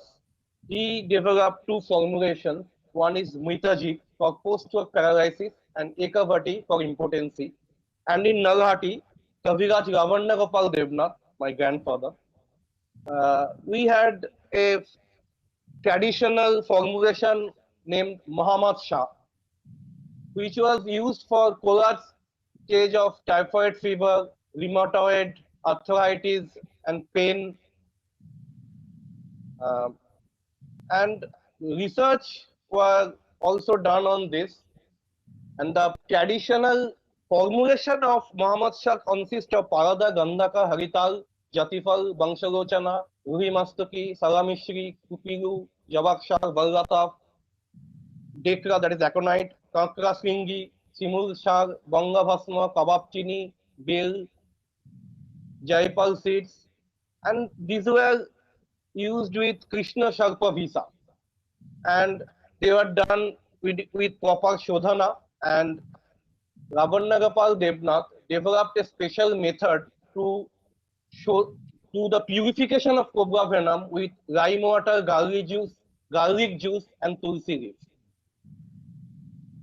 So, as we know, the cobra venom in Ayurveda uh, was used extensively for different types of diseases. Among them, traditional practice, there was three formulations. That is one I have already discussed: Muhammad Shah, Mitaji, and Mahabharati. As we know, in the 60s, since I will be discussing on the Muhammad Shah, because this was one of my one of the traditional preparations from my family, and as I already discussed, it was already published by Kaviraj Ravannagopal Devnath in 1968, and also Damodar Das along with him also published on the Mitaji. And few of the experimental studies on the cobra venom was performed by Professor Prakit Kumar Devnath at Banaras Hindu University. Also, some observational clinical study was also done for post-stroke paralysis patient with aphasia and rheumatoid arthritis, and these are all published studies. And also, pyrexia of unknown origin also treated with this formulation. And this opened a new area of research for those patients on intractable pain in cancer. Even in few cases of case studies, it was done that it was given to cancer patients, and good results were found for the palliative management. So, to cover this, that snake venom has got the potentiality and scope became thinner today. Moreover, studies are conducted which are not proper because previously the research methodology was not standardized, but whatever knowledge and results and data we are getting, that is also a gold mine today. So before the discovery of chloramphenicol, the only alternative was Suchikavaran Ras or similar snake venom preparation for typhoid in collapsing stage. Also, the potential was observed by Sir J.C. Bose in experimental animals and in plants. And in present day context, studies on snake venom preparation require exploration on scientific mode with evidence. You can go through the research references on snake venom, which was published by Professor P.K. Devnath at that time. So, as we know, research on Ayurveda started in the 1900s, and among them, one of the stalwart was Sir Jagadish Chandra Bose. He was not from Ayurveda, but he was an eminent physicist and botanist. But he did research on cobra venom and with Suchikavaran Ras, and he found marked improvement in different states of diseases. And as you know, he presented this lecture in presidential address for the Indian Science Congress 13th session in Lahore in 1927. Now, for carrying forward the legacy of family tradition in Ayurveda, since in my family the tradition is being followed for 14 generations. Here is a flowchart in my family, that is Devnath Parampara. So, in our traditional family, the first up to 5 to 6 generation, it was started in Birbhum district and a place called Noapara. Later, they shifted their base to Murshidabad in Brahmanigram. And as you go through the tree, the blue lines marked my lineage, and as you can see, from the 12th generation of my family, previous to that, all the Ayurvedic practitioners were traditional Vaidyas and they have traditional knowledge. But institutional knowledge in our family or institutional expertise and studying in institutions started from my grandfather, Kaviraj Ravannagopal Devnath. He studied in JB Rai State Ayurvedic College and Hospital during the 1930s. Later, that legacy was followed on with my father. He also studied there, Professor Pradeep Kumar Devnath, and later on, he was associated with that institute up till his retirement as a professor. And after him, I had to follow the legacy because once my father told me that his father told him he had to study Ayurveda. So he had no choice. Same thing happened with me also. Once I was in school, my father told me that this is our family tradition and you are going to be the 14th generation in your family. So you have to take forward this baton and carry the legacy forward. So I am very much what's it, say, thankful to my father and very much happy that I followed the noble traditions or profession, what you say, of my forefather. So here is another thing.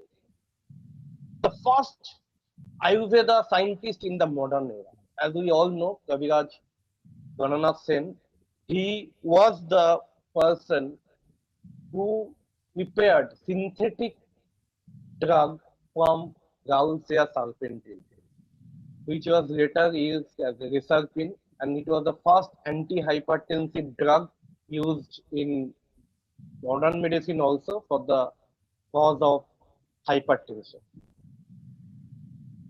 As we know, Gananath Sen works is also as an Ayurvedic scientist, it is our very much feel proud moment when we see a Ayurveda scientist name feature in the Bible of pharmacology book Goodman and Gilman. You can see the reference of Kaviraj Gananath Sen is there for that this finding. Now, again, I want to shift the focus on research in Ayurveda Bengal and following the legacy of Mahamahopadhyay Gananath Sen. My father, Professor Pradeep Kumar Devnath, started his journey as a scientist, and the Ayurvedic fraternity in Bengal may be knowing him very well, not in Bengal also, globally and all parts of India. He was MD in Ayurveda in Kaya Chikitsa and he did his PhD in Ayurveda and pharmacology from BHU. He also was a diploma in sports medicine and he has other fellowships. As we see that he served government of India in different capacities. He also was nominated for and appointed for WHO from as an expert by government of India. He had academic teaching under him. He teached BMS, MD, PhD, BPharm, BTech, MTech, MBSc, MBA, and under his belt, he has more than 150 research publications. He presented abstracts in national and international conferences, more than 228 abstracts. He was editor of books, writer of books and book chapters, and his contribution was in experimental clinical in scientific studies on medicinal plants. He has a research activity spanning more than 48 years, as a teacher for 30 years, and as a research guide for 36 years. Next, you can see that few research on Ayurvedic plant evidence-based therapeutics. The list is long. As I have already discussed, he has worked on more than 50 Ayurvedic herbs on different diseases and in experimental and clinical studies.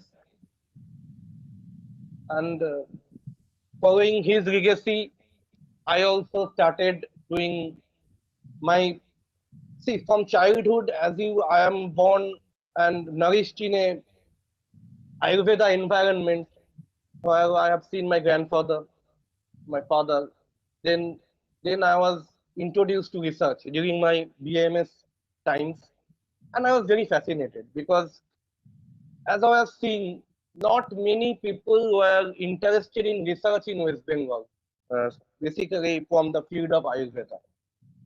Uh,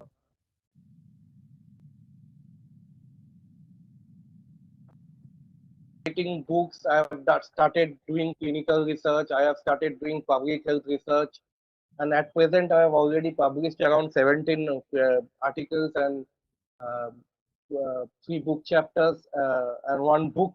You can go through the list. My publications, as I told you previously, that publish or perish. Until as a researcher you publish, you are not going to be recognized as a researcher. So publication is one of the most important aspects of research. And as previously I have told, I have developed 2 new research areas or subjects, as you can say, in the field of Ayurveda. One is Ayur nutrigenomics, and another is Ayur pharmacoepidemiology.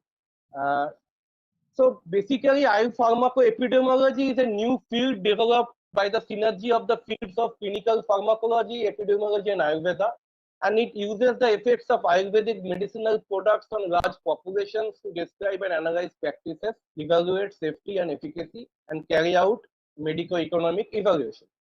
You can go through the reference and you can go through this thing that you can search in Google also, Ayur pharmacoepidemiology, and another subject is Ayur nutrigenomics.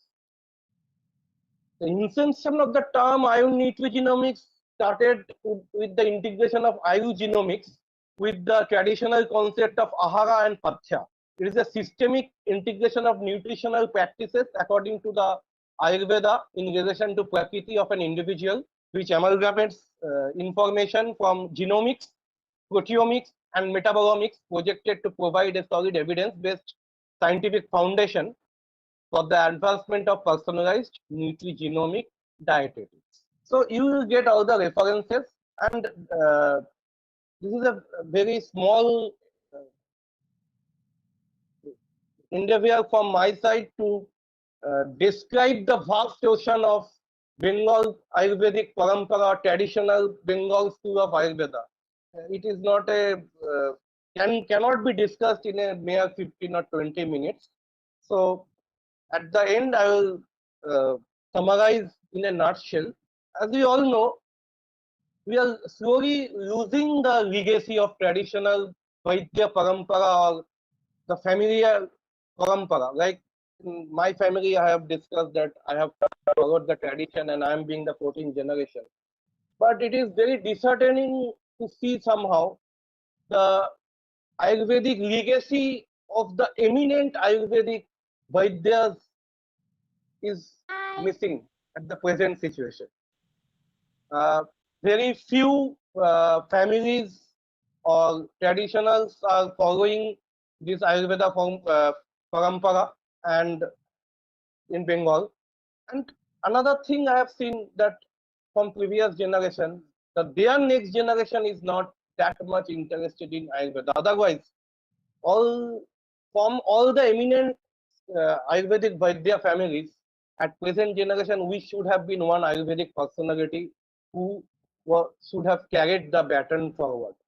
So we need to propagate Ayurveda, and again, to all our Ayurvedic fraternity, I am telling you, it's my humble request, try to carry forward the lineage in the family and carry forward the lineage of Ayurveda. Thank you all. Thank you, Dr. Pariksit Debnath sir, for an excellent, wonderful presentation. It was from the schools to research and from published to Paris. From school to research and from published to Paris or Paris. So it was for publications. Sir have excellently presented many of the nice things, and we came to know, and surely the studies need to be continued. Thank you once again, Dr. Debnath, for your wonderful presentation. Now, Thank you. moving on. Yes, sir. Thank you. We'll surely like to have you in our future presentation because this is a work which we need to continue, as you said. So Now, moving on to our next speaker of the day, we have with us Dr. Pulak Kantikar sir. Dr. Pulak Kantikar sir is a professor in Department of Panchakarma in JB Roy State Ayurvedic Hospital and Medical College. Sir have a wide knowledge on Ayurveda, and sir will be with us online, and he will be sharing his opinion on Bengal Parampara, tradition of Ayurveda in Bengal. Hello. হ্যাঁ sir, হ্যাঁ hello, হ্যাঁ sir, হ্যাঁ sir, আপনি আপনারটা এখন শুরু করতে পারেন, আমরা অনলাইনে আপনাকে নিয়ে নিয়েছি। Yes sir, continue. I am sorry. Actually, my running and I could not.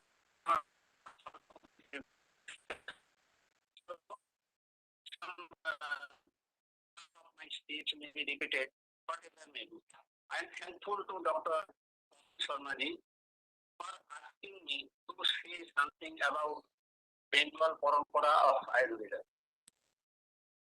Few days ago, a news regarding lost Bengal tradition of Ayurveda was published in a newspaper, where our beloved Dr. Kasit Panja has focused out the point that there are almost 147 traditions of Ayurvedic practice throughout India, out of which 30 are from Bengal. According to his research, 15 traditions are lost, 10 traditions are still existing. The primary traditions which are being carried out throughout the centuries,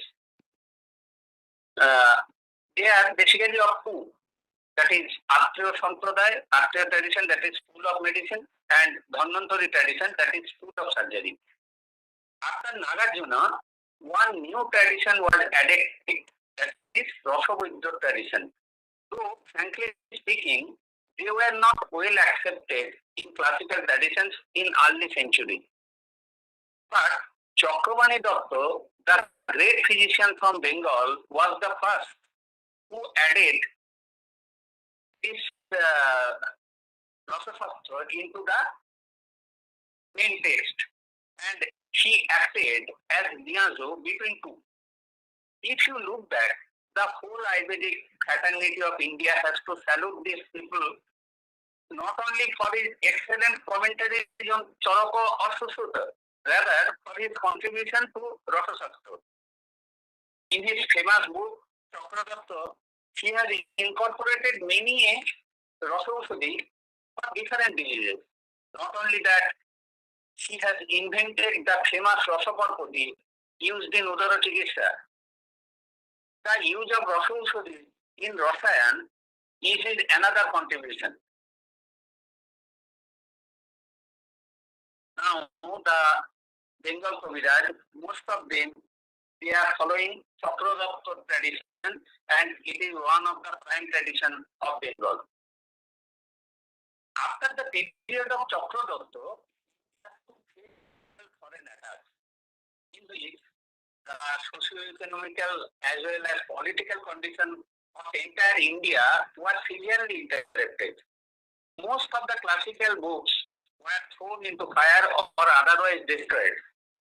As a result, the use of classical texts became limited. Panchakarma was rarely practiced.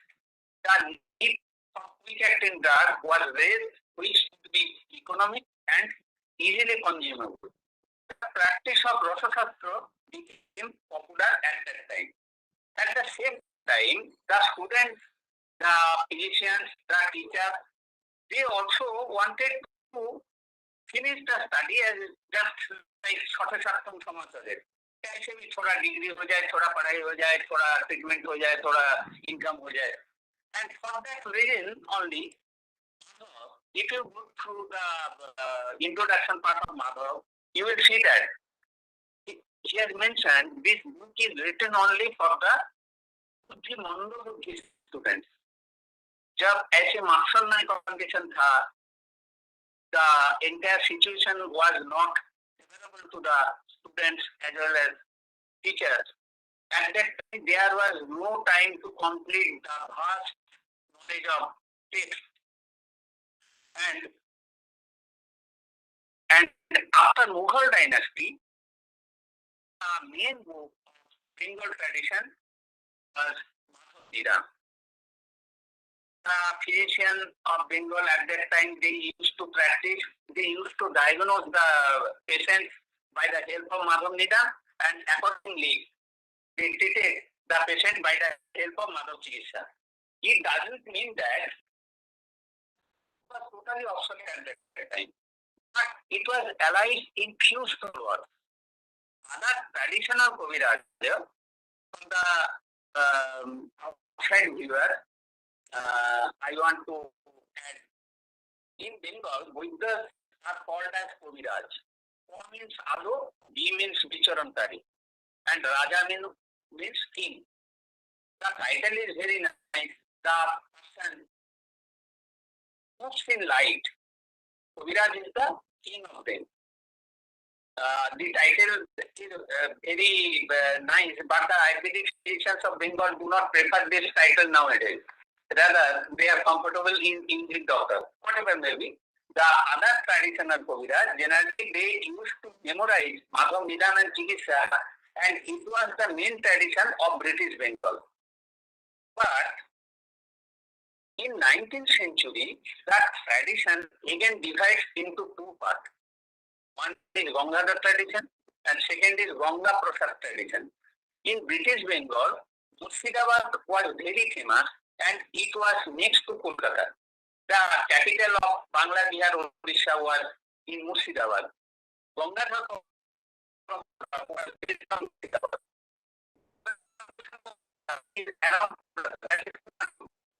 The basic difference of this tradition was their attitude. Gangadhar was educated and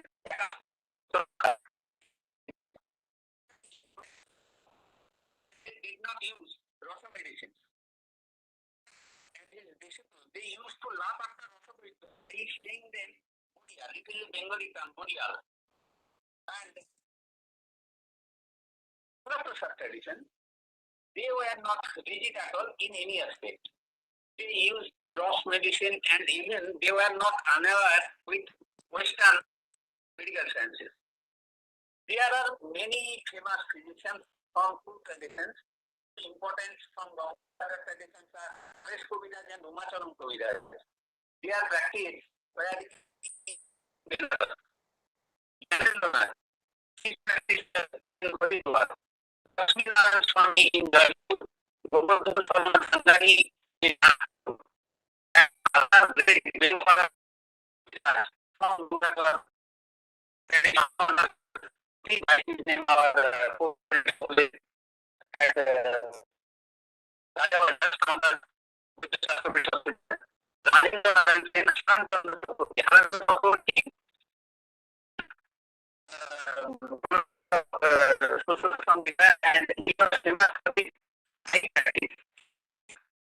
on Biron Street, Sicharon, right, etc. The famous name from Bangla. He was the teacher of great Germany.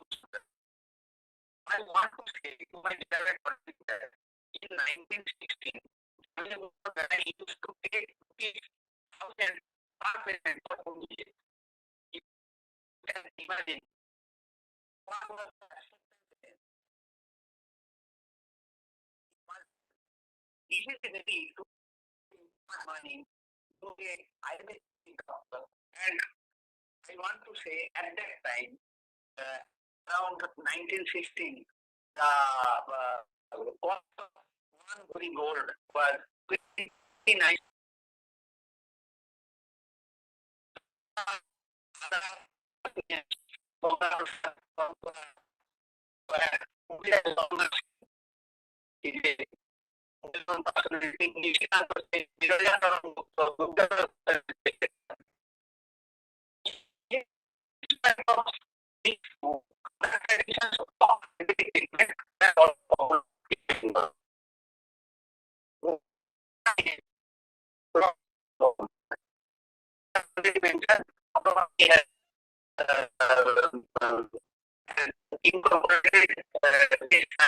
the main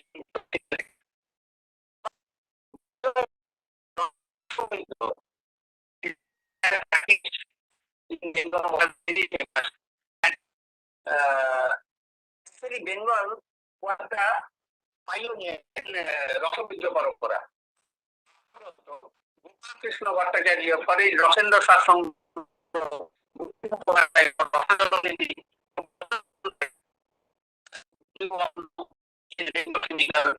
he has started actually revolution.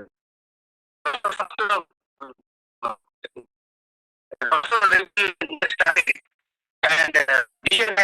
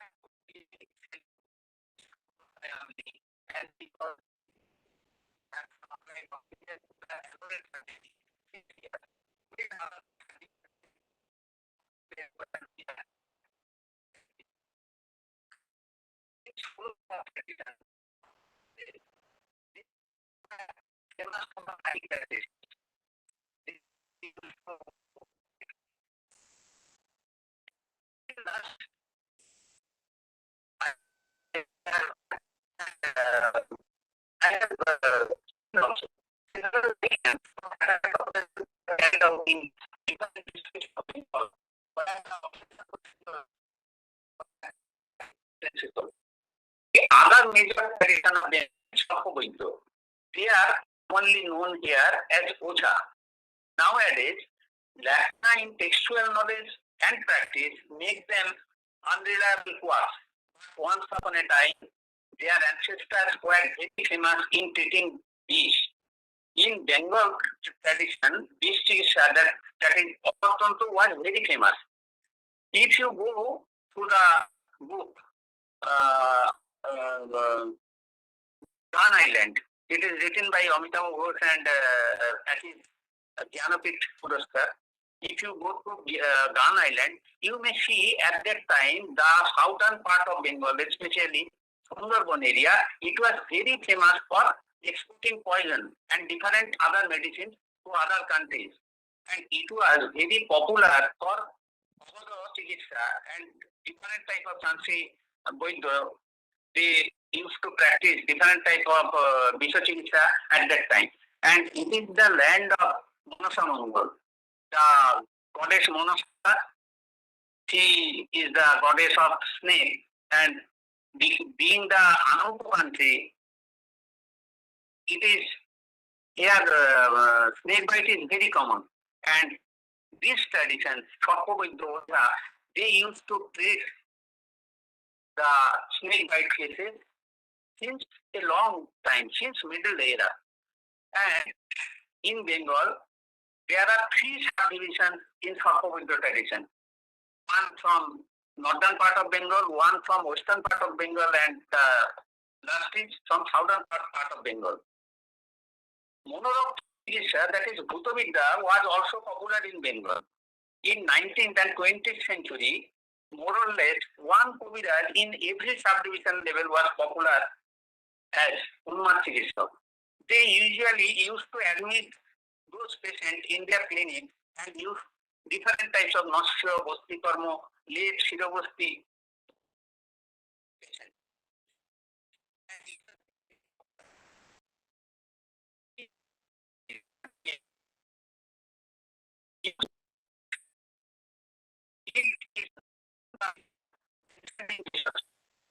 Making our type of decision, they use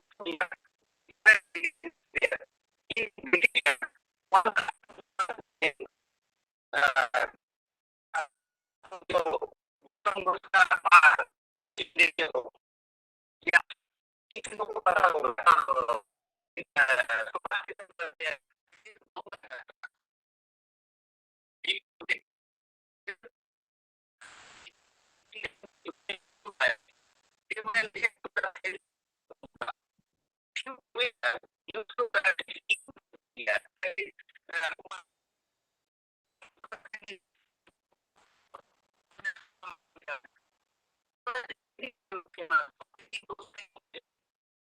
that time, one phrase was very popular. That is, Gani মিয়ার ঘড়ি আর নীলাম্বরের বড়ি দুটোই অভ্যস্ত।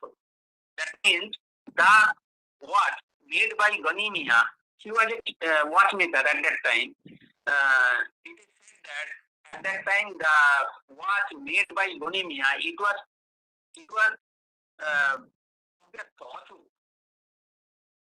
इसका time कभी भी गलत नहीं होता है।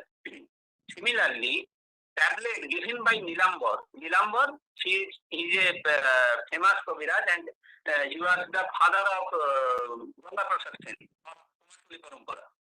His tablet was so famous, so popular that it was Nilambarer body.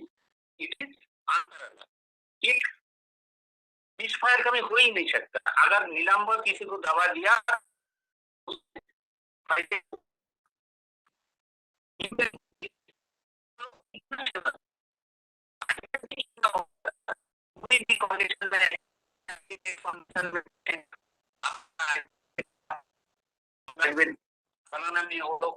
इतना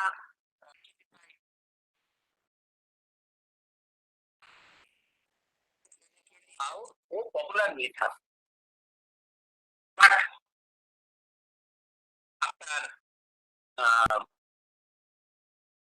independence, one major name from Bengal Parampara is Prabhakar Chattopadhyay. His contribution in prophecy research is noteworthy, as well as his outstanding contribution in medical formulations, cancer treatment, etc. have made him legendary. The entire Ayurveda fraternity used to wait eagerly for his articles, etc. at that time. He has documented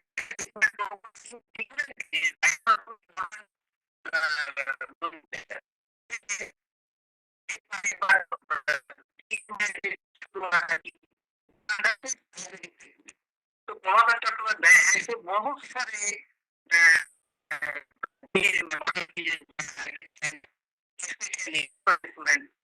document किया like how eclampsia, diphtheria, diabetic coma, etc. And which document so she was a major physician, Ayurvedic physician from Bengal Parampara after independence. After that, a time come when the motion of Bengal Gharana became slow, and the students, the teachers, the physicians, they usually prefer Mishra Chikitsa. But among them, few exceptions were there. Kaviraj Jyotik Prasad Gupta, Kaviraj Ramakanta Pakarasi, etc. They used to practice in Mishra Chikitsa. But after 1990, when Dr. Abhichar Chattopadhyay came into practice, again the Charok tradition is highly accentuated. Typically, treatment is performed with proper Siddhanta and classical Panchakarma. Nowadays, the students are well acquainted with Ayurvedic texts, Ayurvedic commentary. They are very eager to crack MD outside Bengal, and they want to propagate this tradition throughout India. It is a very good sign, and I hope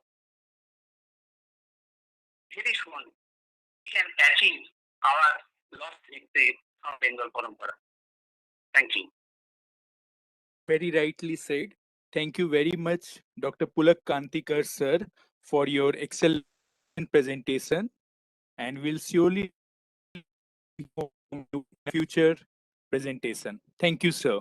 Now, let me hand over the stage to Dr. Pawan Sarma, sir, the host of this program.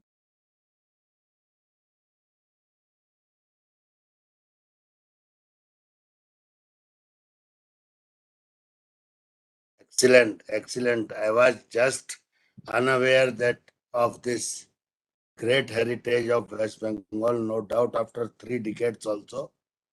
I would like to request Dr. Vishnu Prasad Sharma ji for his valuable concluding remarks. Before him, I would like to communicate my sincere thanks to all speakers who really enlightened over the topic Kaviraj Gharana, the Bengal tradition. Thank you, sir. Dr. Vishnu Prasad Sharma ji, former principal Guwahati Ayurvedic College and President Vishwa Ayurved Parishad Assam. Swagatam, sir. Swagatam. Namaskar, good afternoon, respected Dr. Pawan Kumar Sarmaji, respected moderator Dr. Jayesh Thakkarji, dear distinguished speaker and learned audience. It was a pleasure to listening such a insightful talk on Kaviraj Gharana Bengal tradition from eminent speaker. Therefore, today's talk on Kaviraj Gharana Bengal tradition was significant in several ways. First of all, I want to offer my sincere thanks to Dr. Biswajit Ghosh for his excellent talk on this subject. Thank you, sir, for your wonderful talk. Next, I would like to offer my sincere thanks to Dr. Parikshit Devnath for his excellent deliberation of today's subject. Thank you, Dr. Parikshit Devnath. Next, I would like to offer my sincere thanks to Dr. Pulak Kanti Kaur for excellent deliberation of today's webinar. And thank you to Dr. Pawan Kumar Sarmaji and Dr. Jayesh Thakkar. Thank you. Namaskar to all. Thank you, Dr. Jayesh. You have also excellently elaborated the enlightened over the topic, no doubt. Thanks to speakers. Thanks, Professor Dr.